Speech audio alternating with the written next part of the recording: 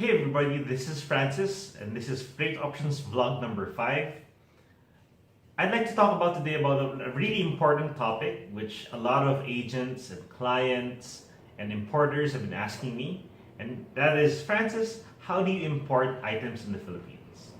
Let's talk about the 4 general documents that customs requires for every single import. First of all, we need the invoice. Second, we need the packing list. Third, we need the bill of lading or the airway bill. And fourth, all importers must have an import permit to be secured from Bureau of Customs. I'd like to emphasize that these 4 requirements are always needed for every single import.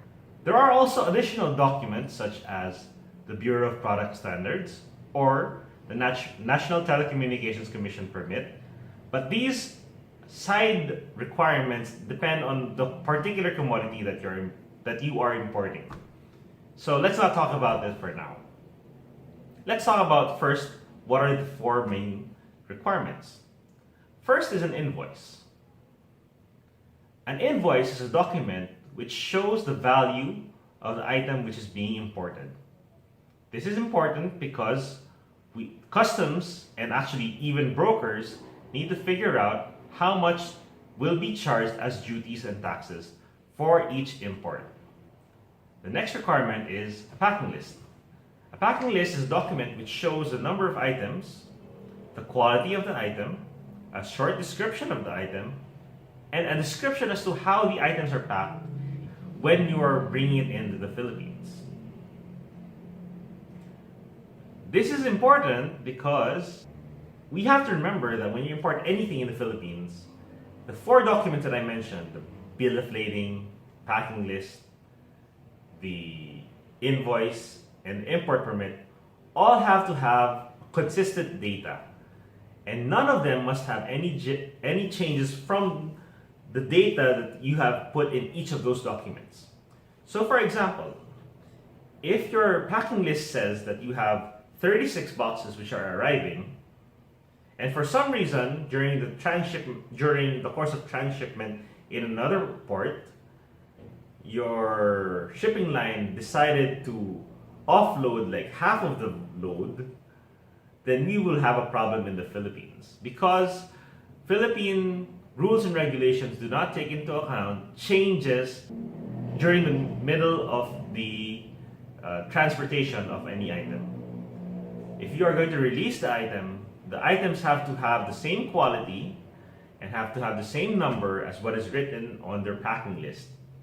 They also have to have the invoice value, which should be the market value of the item. The next thing you need is, of course, the bill of lading or the airway bill. And this is the shipping document which shows your contract of transport between your shipping line, your shipping line, and your airline, and/or your airline. Lastly, we also need to have an import permit. All importers in the Philippines need to have an import permit. The only exceptions are balikbayan boxes, but balikbayan boxes have their own rules for importation. We'll discuss rules on balikbayan boxes in a future video. I've had friends who said, Francis, it's so hard to import to the Philippines. You know, one day you have this rule, you have this requirement for a document, and the next day you don't need that requirement for the document anymore. One day the customs will not allow a certain commodity to be brought in because of restrictions, but yet you'll find other people who are bringing in the same particular commodity without any problems. And to them I say, yes, that is exactly how Philippines customs works. Being an importing country, the government has to worry about a lot of dangerous or illegal items that are going to be entering the Philippines. Because of this, over the course of a few years, the government has had so many rules and regulations which limit or restrain imports to the Philippines. And in fact, even now, we are experiencing another wave of rules and regulations which the government is trying to bring out or trying to implement this coming year. So as you can see, every single year, or sometimes even a span of a few months, we have new rules and regulations which the customs wants to implement. I'd also like to point out that over the course of the last 3 years, we've had 3 commissioners, customs commissioners, who have taken their posts. While this may not mean much for most people, each different customs commissioner emphasizes a different program that they want to implement. This also means that for each customs commissioner, their program or their priority in the programs are different depending on what they want to promote or what trade relationships do they want to emphasize or improve.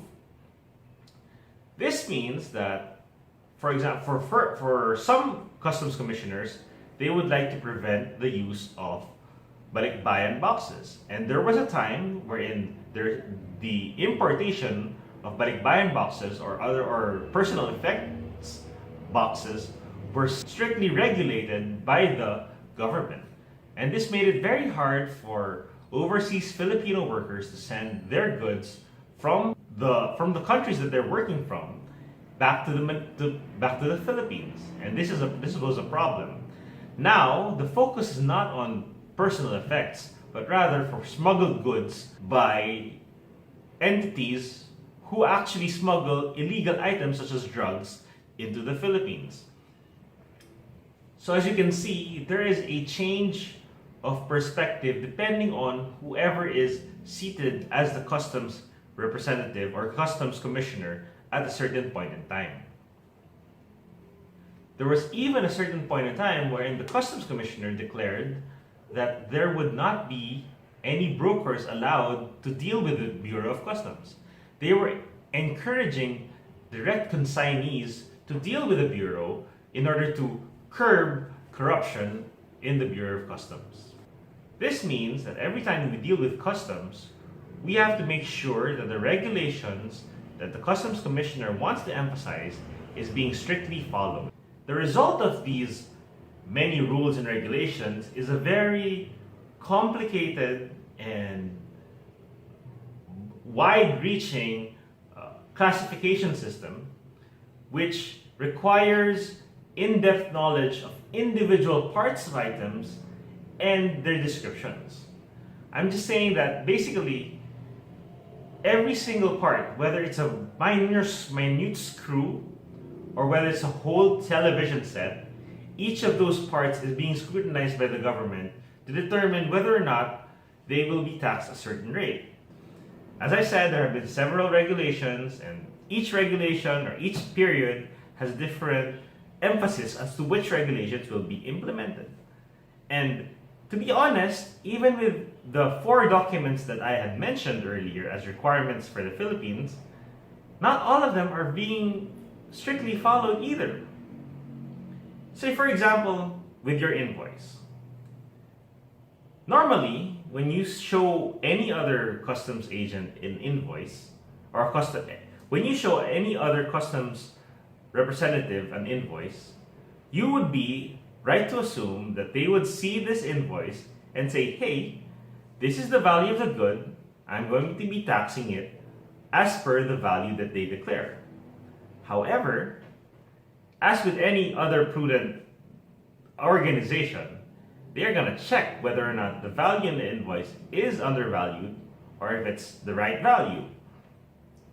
And in order for them to prove that this is the right value, they usually just check the internet. Or, if they don't check the internet, they will be checking previous shipments of the same commodity. The value will then be the basis of whether or not your item has been underdeclared. Now, this is dangerous because if an item has been underdeclared, you're subject to penalties, surcharges, which could be a headache for any importer, especially small ones who don't really have the budget to put in a lot of money into customs because of these penalties or surcharges. So, what is the solution in order to avoid these kinds of situations? The solution that customs gives us, by their own statements whenever we interview them, is you need to have proof of payment. What is proof of payment? Basically, it's any document which shows that you had paid the certain amount you mentioned in the invoice to your supplier. This is a problem because a lot of our companies or a lot of businesses in the Philippines don't really pay their suppliers yet until the lapse of a period such as 30 days or depending on whatever terms that they have with their supplier. Now, customs does not accept the fact that, hey, you haven't paid your supplier yet, therefore you can use this value to import. If without proof of payment, there's no way for us to negotiate with customs that, hey, this is really the amount that I paid for to get this item. So even if the item was really discounted, for example, you had a supplier from China and he was able to give you a 30% or 50% discount on your e-cigarettes that you want to import into the Philippines. Great. Let's say that the value is $100. You're able to pay for only $50 in order to buy the items from them, and you want to bring it into the Philippines to sell it for $100. Now, customs will come in. They'll see the first shipment that you bring in and say, hey, according to the internet or according to previous shipments that have been brought in, this is actually $100. And they have all the power in the world to say that since it's $100, we will be taxing you $100, even though your real deal with your supplier is only $50. So we have a lot of complaints, and we have a lot of instances where this has happened, and the consignee and our clients are just so confused as to why customs is doing this to them because they're only a small company. So what customs always replies to us is you have to have proof of payment. But how can you have proof of payment? How can you have items like telegraphic transfers which show that you have deposited this amount to the bank of your supplier, or items which show any amount of payment or a receipt, an official receipt from your supplier if you haven't paid for the item or if the item is on consignment basis? There is no way to prove it. So customs has the right to tax you according to their known market value in their systems. And this is one of the things which a lot of our clients or a lot of the agents don't understand is why is it that customs is charging us this amount, an X amount, when in fact the taxable value should only be a 50% discount or a 50% value of the item. And this is exactly the problem that we always face. So what is the solution according to rules, to law? But basically, you have no choice. You really have to show a document which proves that you were paying for this amount. One of the documents which I suggest our clients is to have a sales contract, because this will show that you have an agreed price between your supplier and you. So this is what we will do. This is the document that we will show the customs in order to tax the item according to how you agreed with your supplier. This is the document we will show to customs to prove that the item that you are buying from your supplier is of the said amount. Now, the problem with this, however, is not everyone has sales contracts.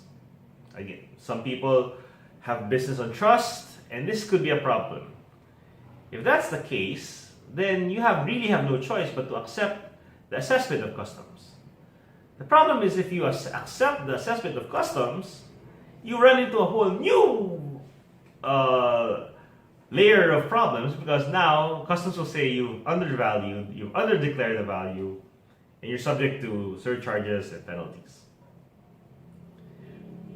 So the other thing is, so everything I'm telling you right now is with regard to a person who has not been importing regularly. Because all the problems that I've been telling you about with regard to the documentation of items really only happens during the first two or three imports of the item. You see, dealing with customs is like dealing with any other organization or business. These people aren't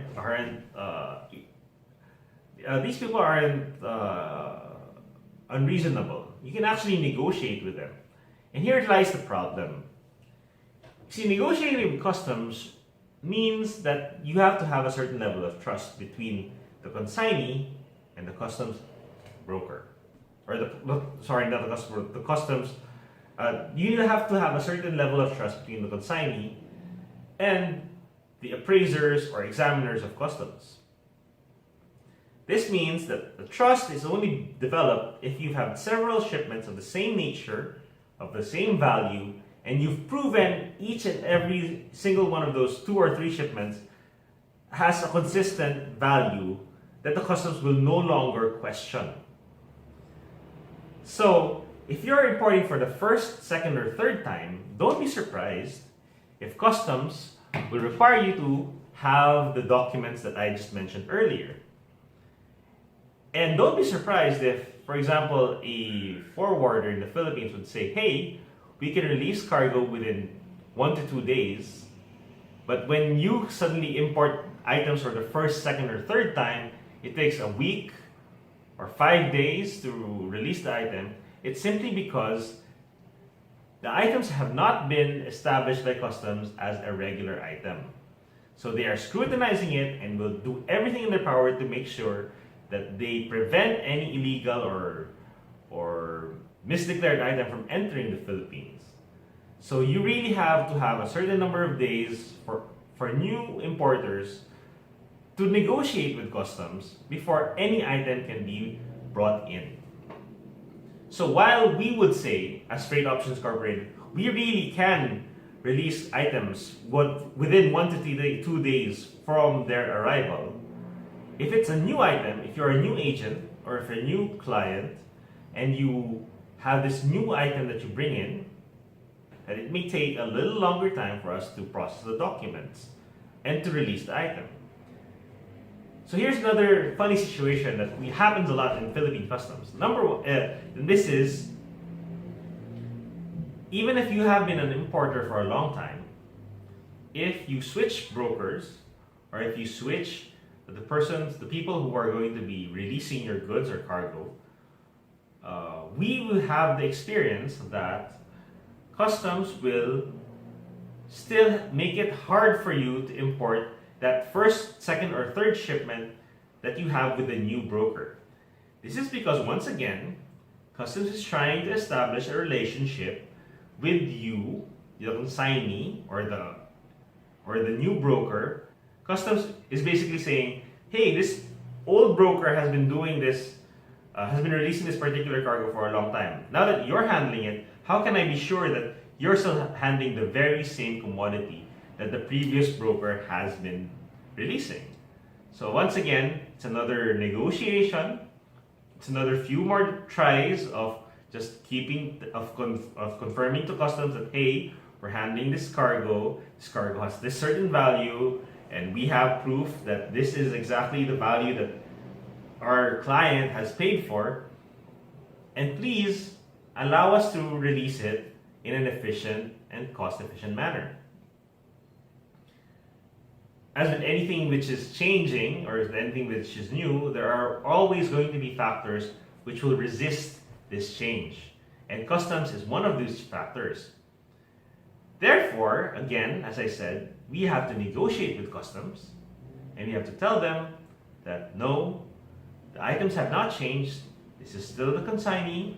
They are still paying this amount.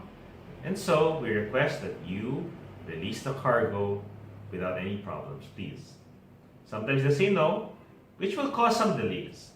And we hope that our future clients will understand that this is just one of those safeguard methods that customs uses to prevent any mistakes of importation or smuggling activities, which happen a lot, by the way, in the Philippines.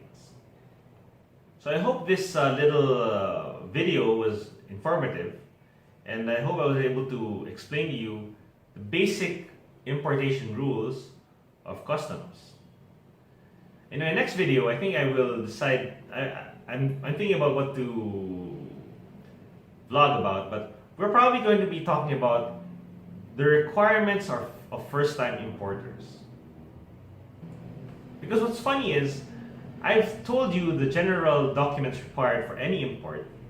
However, again, if it's the first time that you're importing any goods, you have a lot of documents which you need to provide customs before they allow you an import permit.